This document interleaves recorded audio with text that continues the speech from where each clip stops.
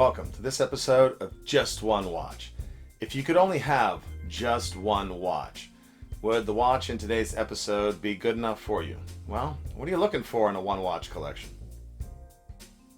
A design that's timeless. Well, stands the test of time, right? It needs to be sporty. At the very least, you have to survive getting pushed into a hotel pool by some yahoo. Also needs to be dressy. Has to fit nicely underneath the shirt cuff. Whether it's a suit, tuxedo, whatever you got going on, it needs to get you to the wedding and back, wherever you're going. And lastly, you got to be satisfied with a one watch to the point where you would not be willing or needing to buy any more watches, if you can even imagine such a thing. Now that we know what we're after in a one watch collection, let's see if this one makes the grade. Welcome to this edition of Just One Watch, West Coast edition, and I'm here with my main man, G Money. What up, G? What's up, dude? Wanted to do a bunch of shooting while I'm out here with G, and why not do some of the episodes that we have a lot of fun with, the Just One Watch, and we're going to be studying some of the pieces in his collection. And for today's Just One Watch, we're looking at this SARB, the Seiko SARB033. I'll do an insert because we got some killer reflections. But this watch is an amazing piece. It's been on the block forever. It's certainly made the rounds on YouTube and is certainly viable as a one watch collection. Tell us how did you get into this piece, my man? Well, I was building a studio in LA, and the owner of the property in the studio, he wanted to thank me, so he gave me a gift card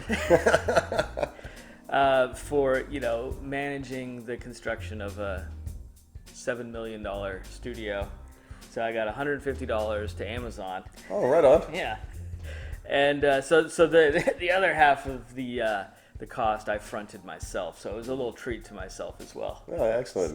Good job, sir. But this is, I would say it's my first. It's my first automatic. Really? I think so. Also has a beautiful little display back.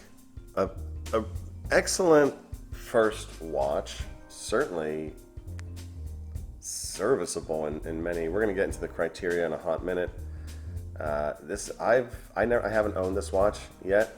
I aspire to. I was actually hunting the salmon dial one. They also make a cream dial one that's rather nice. I was trying to find the salmon dial, but I think every now and then when they pop, they're like $1,200, and it's just not worth it. $1,200? Yeah, somewhere between for the salmon, $800 to $1,200. This watch, you used to be able to get this for $300 all day long. Now it's trending between $400 and $600, and I'm surprised it's doing that. I mean, they're not making these anymore, but they've made subsequent generations that fit the bill that are actually, I think there's a titanium Sarks that is near one-to-one design aesthetic. It's very close, yeah. That can be had for $300-ish. Okay, so let's chop it up. Let's get into it. We have a pair of scoreboards up. I'm looking at the laptop over here to my right. Timelessness. For me, this is the quintessential Seiko dress watch layout. It's got the sword Dauphine hands. The Seiko dress watch is timeless. So for me, I'm going 9 on it. I like it. This Seiko dress watch look is always going to be around. I find it timeless. Yeah, I think it is a solid piece. I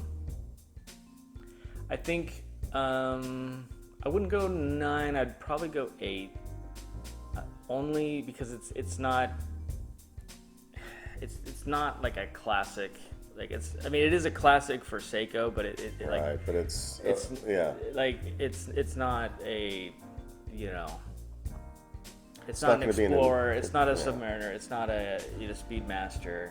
It's not going to be in a museum for its design. Yeah, right. But it is fantastic. I mean, it's got like really great detail that is just like not offensive at all. Like there's nothing about it that's offensive.